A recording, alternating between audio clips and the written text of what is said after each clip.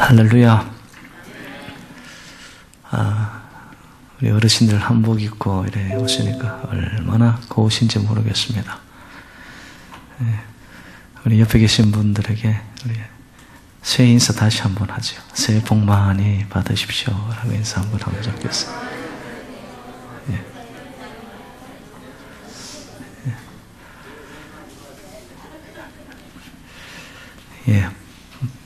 복을 비는 것은 좀 오래 해도 좋습니다.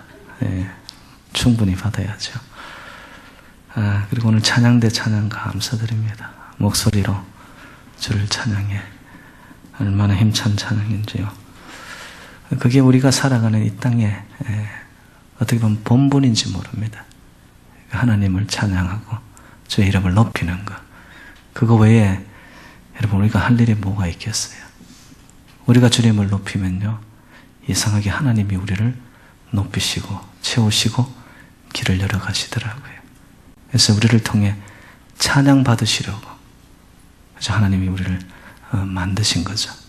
그래서 여러분 2016년 한 해 마음에서 끊임없는 내 마음 다해 정성 다해 뜻 다해 하나님을 내가 정말 찬양하고 기쁨에 내 영혼이 정말 주의 영으로 채워지게 해달라고, 날마다 새로운 영을 하나님 부어달라고, 그러한 찬양의 여정이 펼쳐지기를 바랍니다.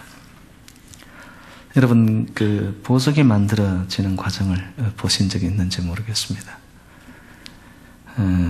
이 보석은 오랜 이 가공을 하는 과정을 거쳐야지만 이렇게 울퉁불퉁하고 빛바랬던 아무런 쓰잘데기 없는 이 원석이요, 이 가공의 과정을 거치면서 빛이 나고 그리고 값진 것이 되어지고요, 정말 많은 사람들이 사랑하는 그런 보석이 되더라고요.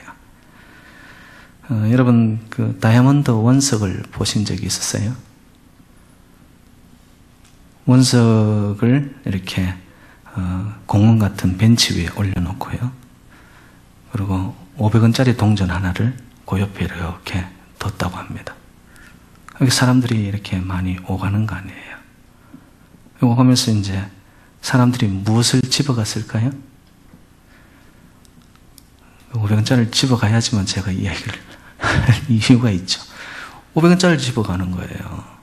옆에 있는 다이아몬드 이 원석은 사람들의 눈길을 가지가 않는 거예요. 왜?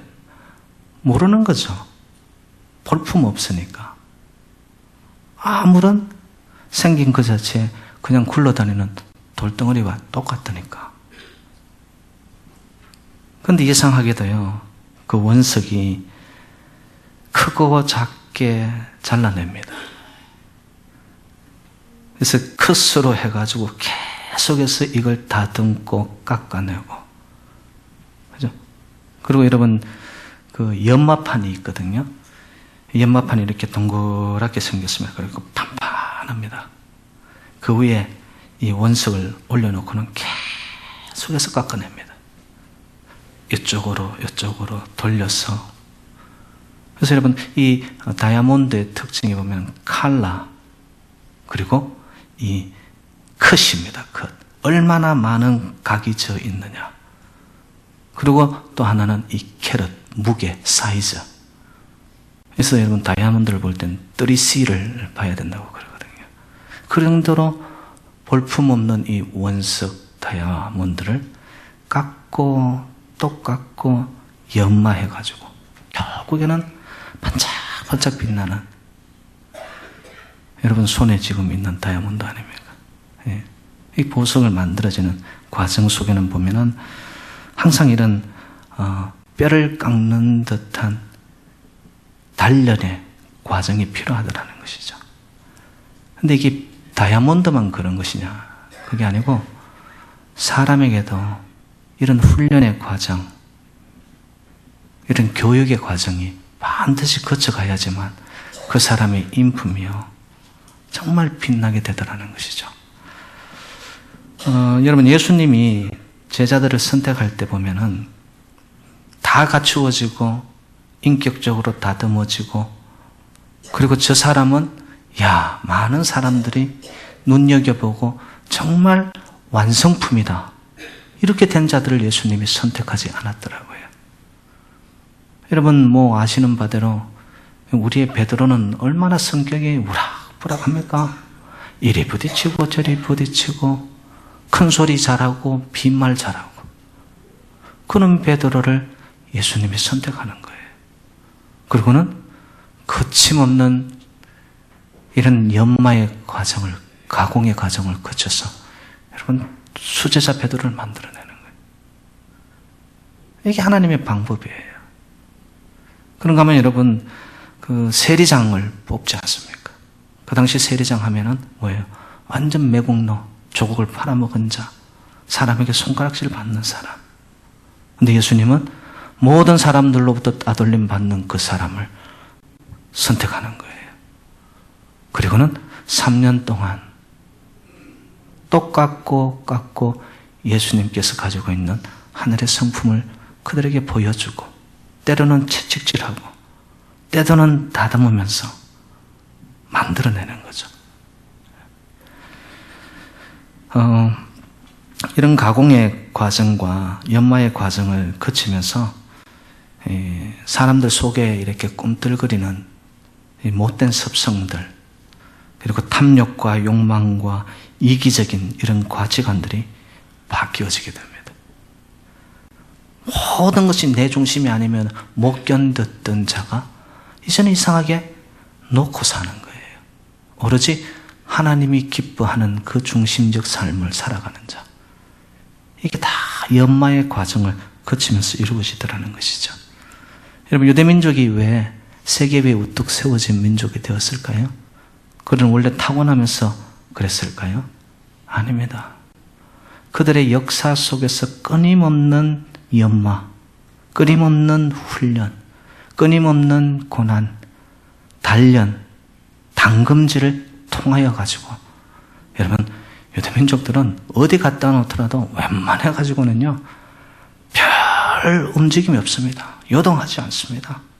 왜? 강한 힘이 내공이 그들에게 생긴 거예요. 그 이유가 다 뭐냐? 그런 단련 속에 있다라는 거예요. 유대민족 때문에 그렇습니까? 여러분, 동방의 예루살렘이라고 하는 우리 대한민국도 한번 보시기 바랍니다. 지정학적으로 아주 기퉁에 붙어 있어요. 조그만 나라입니다. 근데 여기 대륙 세력과 해양 세력들이 만나는 그 요충지에 있거든요. 끊임없는 외침을 받지 않습니까? 그런 과정을 겪으면서 지금의 대한민국, 우리 조국이 우뚝 서게 된 거예요. 그래서 여러분, 한국 사람들 세계 어느 곳에 가더라도 다른 민족들이 발 붙이지 못한 곳에 한국 사람들이 들어가는 거예요. 왜 그러냐? 강한 내성이 생긴 거예요. 이 모두가 보면은 이런 단련을 통해서 이루어졌다는 것이죠. 제가 성경을 통해서 하나님이 쓰시는, 그리고 하나님이 정말 위대하게 뽑아서 쓰신 인물들도 하나가지 공통점이 있다면 이런 당금질의 과정을 다 겪습니다. 얼마나 그것을 이겨내고 그것을 견뎌내느냐에 따라서 그 사람의 사이즈가 달라요. 그릇의 사이즈가 달라지더라는 거예요. 여러분, 이스라엘 민족의 12지파의 아버지라고 할 수 있는 이스라엘 야곱, 그 이름을 따서 이스라엘 아닙니까? 야곱 보시기 바랍니다. 하나님 앞에 20년이라는 세월을 끊임없이 단련을 받습니다. 그래서 그가 바로왕 앞에 인생 말년에 이르러서 한 말이 뭐예요? 참 험한 나그네의 인생길이었다고. 그 과정을 겪으면서 삶이 다듬어지고 그의 인격이, 아니면 그의 신앙이 돈독해지고, 하나님이 보실 때 이제 됐구나. 그런가 하면 여러분, 요셉 한번 보세요. 어린 나이에 타국에 그냥 노예로 팔려, 유학을 간 게 아니에요. 형들의 모함으로 인해 가지고 노예로 팔려갔어요. 간 곳에서 보디발의 아내의 그 거짓말로 인해 감옥으로 떨어집니다. 여러분, 그 어린 나이에 많은 사람들로부터 사랑을 받아야 할 그 나이에 인생의 밑바닥을 경험하는 거예요. 그러면서 그 속에 하나님을 향한 믿음이 반대급부로 위를 보기 시작하는 거예요. 그래서 여러분, 요셉이 나타나는 이름 앞에 항상 하나님이 함께 하시니, 그 요셉의 길이 뭐가 어떻게 됩니까? 그거의 가지가 담을 넘어 정말 선한 영향력을 미치게 되는, 이것도 전부 다 13년이라는 그런 고난의 담금질을 통하여서 깎여진 거예요. 뭐 수없는 사람들이 있지만 한 명만 더 할까요? 여러분, 모세 한번 보시기 바랍니다. 모세는 120년을 살았죠. 그 인생을 40년 단위로 해서 세 단계로 나누어집니다. 처음 40년은 궁중생활을 하면 모든 것이 갖추어졌어요. 모든 사람이 우러러봅니다. 최고의 자리, 최고의 교육, 최고의 옷, 최고의 음식. 정말로 아쉬울 것이 하나도 없었던 그 궁중생활에서 그는 자기 자신을 찾지 못하는 거예요. 그리고는 결국 도망자의 신세로 광야로 홀로 떠나게 되죠. 그래서 광야 생활 40년입니다. 궁중생활을 살 때는 자기가 썸바디인 줄 알았는데 진정 자기를 찾지 못하다가 광야 생활에 아무도 아닌 그곳에서, 아무도 알아주지 않는 곳에서 노바디로 살아갔지만 그곳에서 하나님을 만나는 거예요. 광야에서 하나님 앞에 세상의 신을 벗고 이 땅의 옷을 벗고 하나님의 사람으로 거듭나는 곳이 어디였냐? 광야였습니다. 40년. 그리고 마지막 그의 인생 3단계 40년은 이제는 썸바디도 아니고 노바디도 아니고 하나님의 사람, 가스바디가 되어서 하나님의 능력의 지팡이가 그의 손에 짚혀지면서 홍해를 가르고요, 반석을 친히 샘물나게 하고요, 불기둥으로 구름기둥으로 인도하시는 하나님의 임재에 붙잡혔던 모세, 위대한 지도자. 그래서 여러분, 뉴욕타임즈가 지금까지 인류 역사 속에서 뽑은 최고의 지도자는 모세입니다. 모세.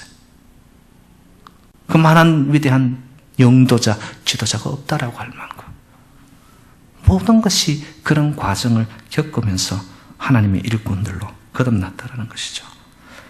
그래서 여러분, 신앙의 성숙과 성장과 무르익으면요, 얼마나 여러분들이 담금질을 통하여 깎여지고 정말 아픔을 겪고 얼마나 내 삶 속에 내가 죽어져서 하나님의 사람으로 거듭났느냐, 여러분, 그게 달려 있습니다.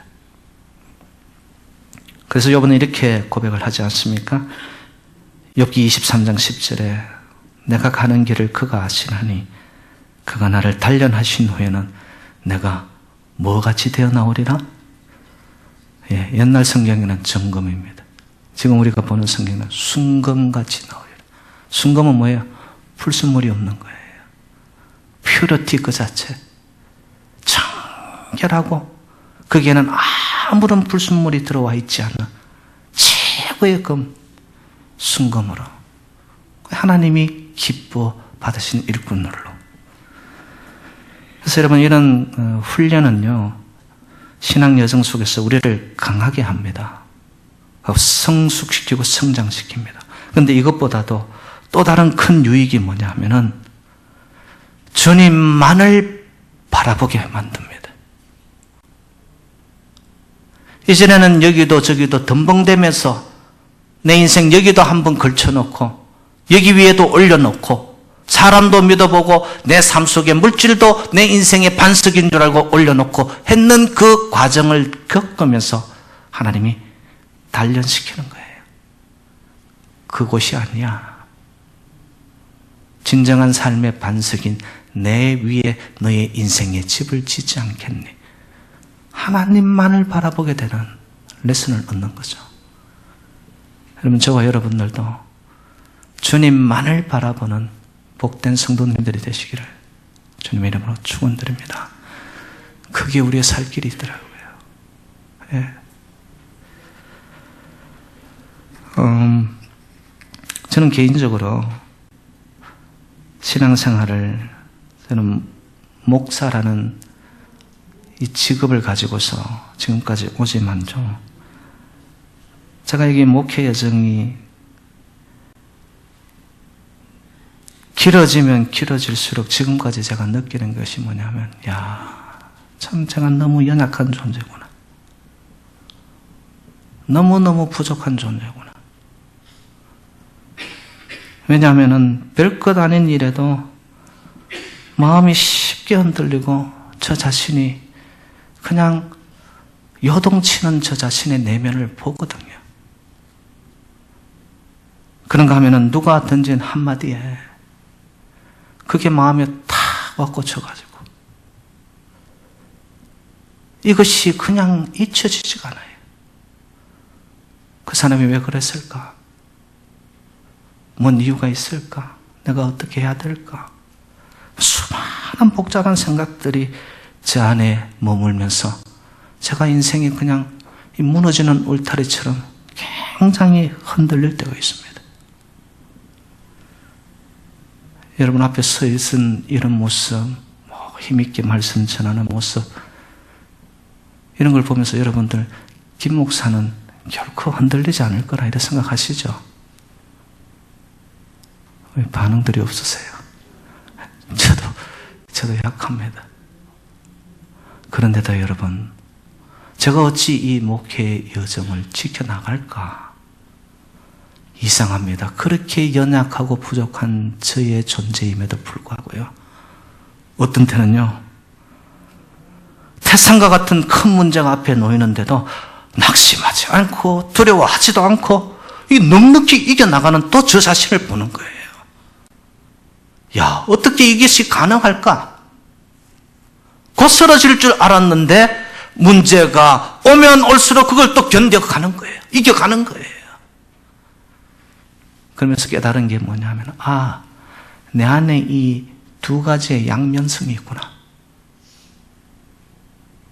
흔들리는 모습이 있는가 하면은 담담하게, 당당하게, 용감하게 가는 나의 모습도 있구나.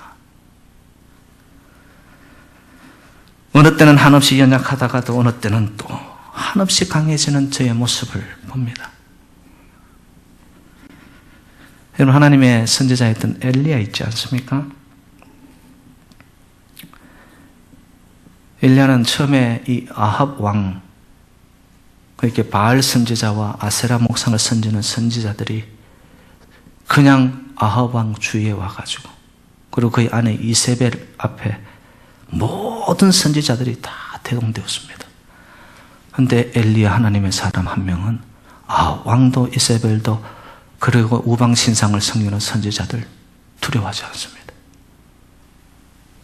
그리고 여러분 아시지 않습니까? 갈멜산 전투, 바알 선지자, 아세라 목상 선지자 850명하고 한 명이 붙습니다. 누구의 승리였습니까? 엘리야의 승리입니다. 성령이 불로 임하여 도랑을 쳤던 그곳에 성령의 불이 다 핥아버릴 정도로 하나님이 역사하셨거든요. 그런데 이런 엘리야가요, 그 승리가 있으면 바로 그 다음 장에 이어지는 엘리야의 모습을 봤더니만 이세벨의 협박에 두려워가지고 사람의 소리에 자기 마음이 빼앗기니까 그 위풍당당했던 하나님의 선지자의 모습은 오간데 없어져 버립니다. 그리고는 어떻게 합니까? 광야로 나가가지고 로뎀 나무 아래에서 죽여달라고, 죽기만을 기다리는 하염없이 나약해져 버린 엘리야를 보게 됩니다. 두 가지 양면적이죠. 양면적이죠. 그런데 여기서 우리가 교훈을 얻어야 될 게 있습니다. 그럼 언제 엘리야는 하나님의 사자로서 강하고 언제 그렇게 연약해졌느냐라는 거죠. 바로 하나님의 음성을 듣고 하나님의 약속을 믿고 그가 선포하며 위를 바라보았을 때는 그는 한없이 위풍당당하고 하나님의 사람으로서, 선지자로서 놀라운 역사를 통과시키는 하나님의 종이 됩니다.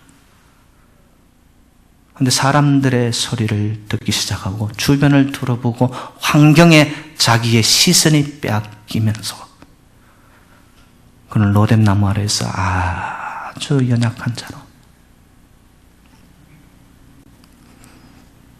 여러분 잘 보십시오. 누구를 바라보느냐가 삶의 승패가 좌우됩니다. 제가 지금 여기까지 온 것도 저의 연약과 나약함에도 불구하고 그럴 때일수록 하늘을 보는 거죠. 하나님 살아계시고 하나님 역사하셨고 앞으로도 역사하실 거고, 그 누가 뭐라고 할지라도 저는 하나님의 말씀에 의지하여 저의 인생을 거는 거예요.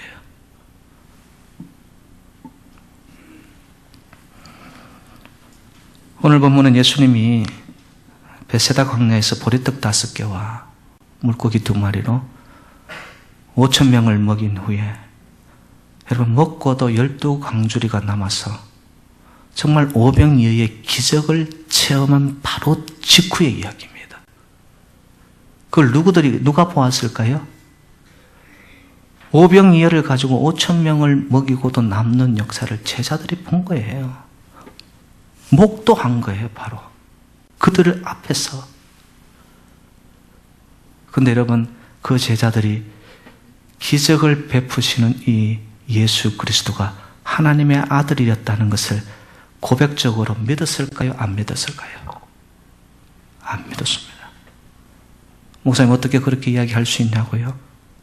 여러분 본문 마지막 절 33절에 보면 이렇게 표현이 되어 있습니다. 배에 있는 사람들이 예수께 절하며 이르되 진실로 하나님의 아들이로소이다 하더라. 배에 탄 사람들이 누구입니까? 제자들이에요. 군중들이 아니었어요. 제자들이 그 오병이어의 기적을 보고도 하나님의 아들이라는 것을 진실로 고백하지 못하였는데, 오늘 본문 속에 나타나는 밤 사경이 이르는 쯤에 그들이 가버나움으로 예수님이 먼저 떠나보냅니다. 배를 태워서. 왜일까요? 가공하고 연마하고 훈련시키는 거. 바다 위에 그들 먼저 떠나보냅니다. 잔잔한 바다로 가면 좋지요. 여러분 항해길에 항상 보장된 것은 아무것도 없잖아요. 강풍이 일어납니다. 거센 바람이 일어납니다. 그슬로 노를 저어보지만 나아가지를 않습니다. 그들은 거친 풍랑 속에서 고난을, 훈련을 겪으면서, 다시 말해서 죽을 고비를 넘기면서 물결을 잠잠케 하시는 예수 그리스도를 만나게 됩니다. 그리고 33절 그 말씀 그대로 진실로 하나님의 아들이로소이다. 고백이 나타나는 거예요. 고백이. 그럼 풍랑 속에서도 제자들이 처음부터 그냥 고백이 나왔을까요? 아니에요. 처음에는 예수님이 밤 사경, 요즘 시간으로는 밤 10시입니다. 어떡한가? 맞아, 앞이 안 보입니다. 그 가운데 풍랑은 일어나고 바람은 거센데 물체 하나가 앞으로 오는 거예요. 그걸 보고 제자들이 유령인 줄 아는 거예요. 유령. 여러분 한번 보시기 바랍니다. 예수님과 동고동락을 하고 하루 세끼 밥을 같이 먹고 하루 24hour를 같이 지내는 제자들이었는데도, 그런 많은 시간을 지나오는데도 불구하고 예수님을 유령으로 보는 거예요. 유령으로. 여러분은 어떻습니까? 여러분 지금 우리의 신앙의 가장 핵심은 고백이에요. 우리가 아무리 교회를 오래 다녔다 해도 나의 내면에서 가장 깊숙한 곳에서 울려 퍼지는 예수 그리스도가 누구인가에 대한 고백이 없으면요, 우리의 신앙은 정말로 정체 없는, 얼굴 없는, 내용 없는. 저와 여러분들은 예수가 하나님의 아들 되심을 고백할 수 있기를 주님의 이름으로 축원드립니다. 거기에 우리의 신앙이 쌓아 올라가는 거예요. 흔들림 없이, 흔들림 없이. 이런 와중에 요령으로 여기는 제자들 보고 예수님이 말씀하시죠. 안심하라. 나니 두려워 말라. 이건 무슨 말이에요? 야, 나야 나. 너희 나를 모르니? 나 너희들과 같이 생활을 했던 너희들의 스승이야. 얼마나 그 예수를 눈앞에 두고도 다른 존재로 여겼던 제자들 향하여 안심하라. 나다 나.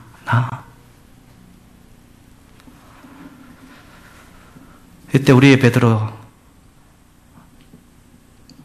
나서기 시작합니다. 용감하죠. 그러면서 하는 말이 뭡니까? 물 위로 걷게 해달라고. 근데 여러분, 베드로가 물 위로 걸었습니까? 걷지 못했습니까? 걸었습니다. 어떻게 걸었을까요? 야, 여기 핵심이 있지 않겠어요, 여러분? 우리 29절로 한번 가보겠습니다. 29절 말씀. 시작. 오라 하시니 베드로가 배에서 내려 물 위로 걸어서 누구께로? 예수께로 가되. 이 간다라는 표현을 제가 헬라어 원문을 찾아봤더니 이렇게 나와 있었습니다. 전폭적으로 의지하고 의탁하고 신뢰하는 가운데 걸음을 내어디든 거예요. 의심하고 될까 말까 이게 아니었고요. 예수님을 바라보면서 한 걸음을 내어딛는데 그 걸음에 100% 믿음을 가졌던 거예요. 예수님만 바라보고 가는데 자기가 걷기 시작하는 거예요. 물 위를 체험한 거죠. 근데 바로 이어지는 말씀에 보니까 물 위로 걸었던 베드로가 물속에 빠져듭니다. 왜일까요? 30절로 가봅니다. 30절 시작. 바람을 보고 무서워 빠져가는지라 소리질러 이르되 주여 나를 구원하소서 하니 무엇을 보고? 바람을 보고. 여러분 보십시오. 누구를 무엇을 바라보고 가느냐에 따라서 인생이 물 위를 걷기도 하고 물에 빠져들기도 하고 살게 될 수도 있고 죽게 될 수도 있고 내 인생이 넘어지기도 하고 일어서기도 하고. 여러분 지금까지 누구를 무엇을 바라보며 살아오셨습니까? 믿음은 바라봄입니다. 여러분 바라봄은 그저 한두 번 어쩌다 급할 때 SOS를 치면서 바라보는 게 바라봄의 법칙이 아니에요. 히브리서에 여러분 믿음은 바라는 것들의 실상이라고 표현하지 않습니까? 실상이라는 헬라어 원문이 뭐냐? 후퍼스타시스라고 해가지고 집문서라는 뜻이에요. 집문서. 실상이. 여러분 집을 갖고 계시죠? 근데 그 집을 내가 가는 곳곳마다 이고 다니시는 분 계세요? 그 금덩지 집을 어떻게 이고 다녀요? 근데 저 집은 내 거야 라고 하는 것은 뭐죠? 집문서를 가지면 되는 거예요. 믿음은 뭐냐? 아직 이루어지지 않았는데 내 손에 집문서가 있듯이 이건 내 거야.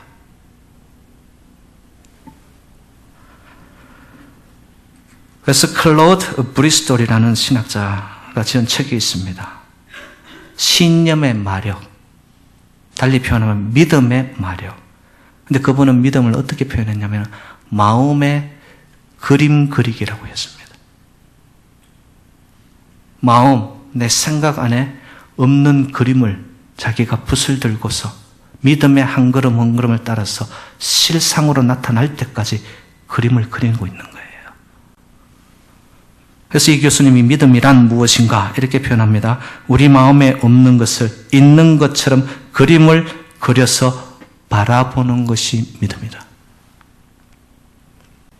저와 여러분들에게 이렇게 바라보는 믿음의 눈이 생기기를 주님의 이름으로 축원드립니다.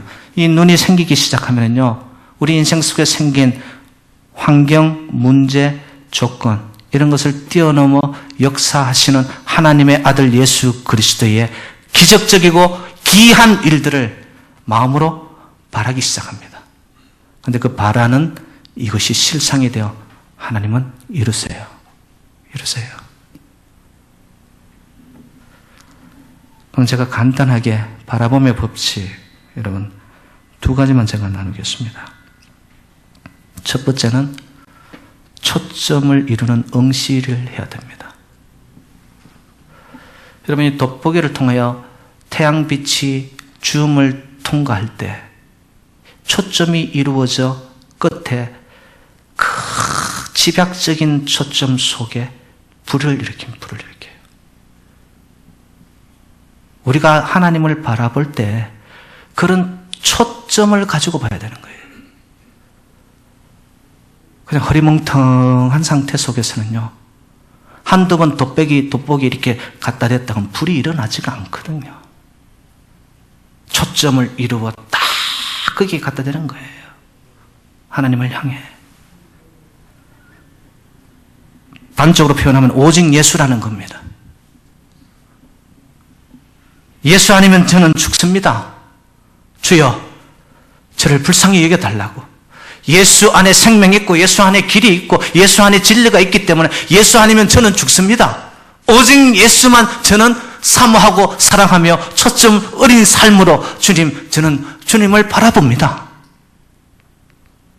여러분, 그때 하나님이 어떻게 역사하시는 줄 아세요? 역대하 16장 9절, 제가 인생에 가장 어려웠을 때 하나님이 저에게 주셨던 말씀입니다. 하나님의 눈은 온 땅을 두루 감찰하사 전심으로 그를 향하는 자에게 능력을 베푸시나니. 할렐루야. 능력을 베푸시는 하나님. 언제? 전심으로 초점을 이루어 응시하여 하나님의 그 놀라운 일을 기대하고 마음에 그리면서 바라보는 자에게 능력 베푸세요.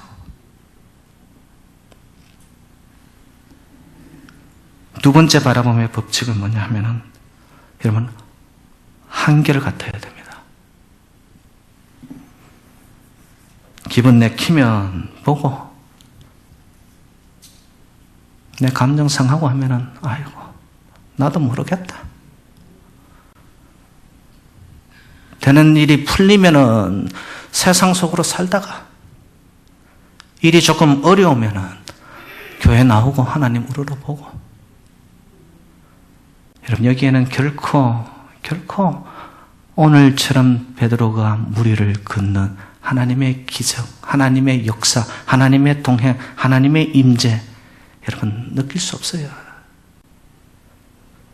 한결같이 굳은 일이 생기든 기쁜 일이 생기든 비가 오든 눈이 오든, 여러분 전천후 믿음의 바라봄의 역사 속에 하나님은 반드시 하나님의 약속을 이루시고 성취하시는 하나님이신 줄로 믿습니다.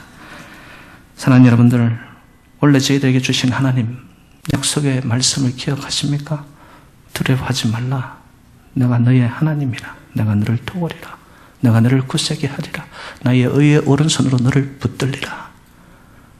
하나님의 약속을 우리가 마음으로 그리는 거예요. 그리고는 초점 어리게 한결같이 당연히 세상의 세파의 사람의 이 땅의 환경의 여건의 조건이 우리를 흔들어 놓겠지요. 당연합니다. 당연해요. 그러나 그 가운데서도 내가 중심을 잃지 않고 가는 거예요.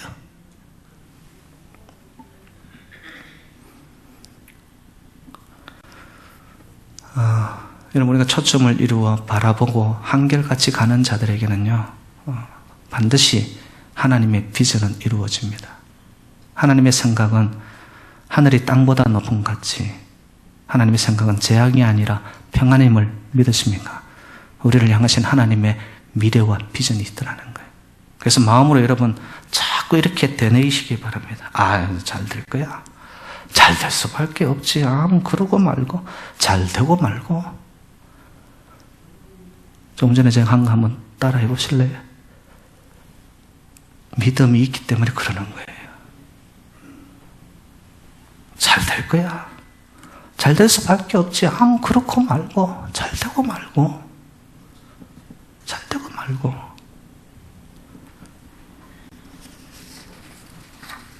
여러분, 하나님을 기쁘시게 하기를 원하십니까? 믿음이 없이는 하나님을 기쁘시게 못하나니 하나님께 나아가는 자는 반드시 그가 계신 것과 또한 그가 자기를 찾는 자들에게 상 주시는 이심을 믿어야 할지니라. 할렐루야. 그가 계신 것, 살아계신 것, 역사하신 것, 약속하신 것, 구원하실 것 믿음으로 믿고, 그리고 반드시 우리 인생길에 좋은 거 주시고 상 주시기 원하시는 하나님이라는 것을 믿고 가는 거예요, 여러분. 예? 믿음의 주에 또 온전케 하신 예수를 바라봅시다. 예수는 누구십니까? 하나님의 아들이십니다. 구원을 베푸시기 원하시는 전능자 하나님의 해결사 하나님의 아들이십니다. 여호와께서 너희를 위하여 싸우시리니 너희는 가만히 있을지리라. 구원을 베푸시는 하나님의 역사를 너희들이 목도할 것이라. 이스라엘 백성들이 주신 약속입니다. 오늘 저와 여러분들에게 주시는 하나님의 축복의 말씀인 줄로 믿습니다. 하나님이 구원을 베푸실 것이라. 우리 인생은 항해입니다. 신앙도 항해입니다. 그런데 그 항해길에 여러분 혼자 할 수 있습니까? 언제 우리의 인생에 풍랑이 잔잔해질 거예요? 오늘 보면 32절로 가보겠습니다. 32절 시작. 배에 함께 오름에 바람이 그치는지라. 여러분의 인생 항해, 신앙 여정에 예수님 손잡고 예수님을 여러분의 인생의 키를 맡기시기를 주님 이름으로 축원드립니다.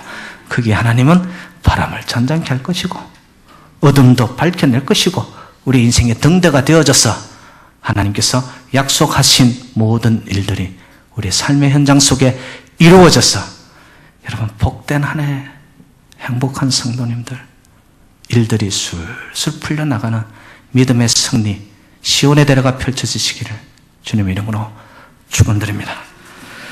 하나님 아버지 감사드립니다. 우리에게 정말 믿음이 있는 것입니까? 조금만 일만 터져도 문제보다 더 크신 하나님은 우리의 삶의 현장 속에서 까마득히 망각되고 잊어진 하나님은 아니십니까? 예수님을 바라보고 걸음을 내어 디든 베드로는 무리를 걸었습니다. 그런데 바람을 보고 거기에 눈길이 빼앗기는 곳 생각이 붙들리는 동안 그는 물속에 빠져들었습니다.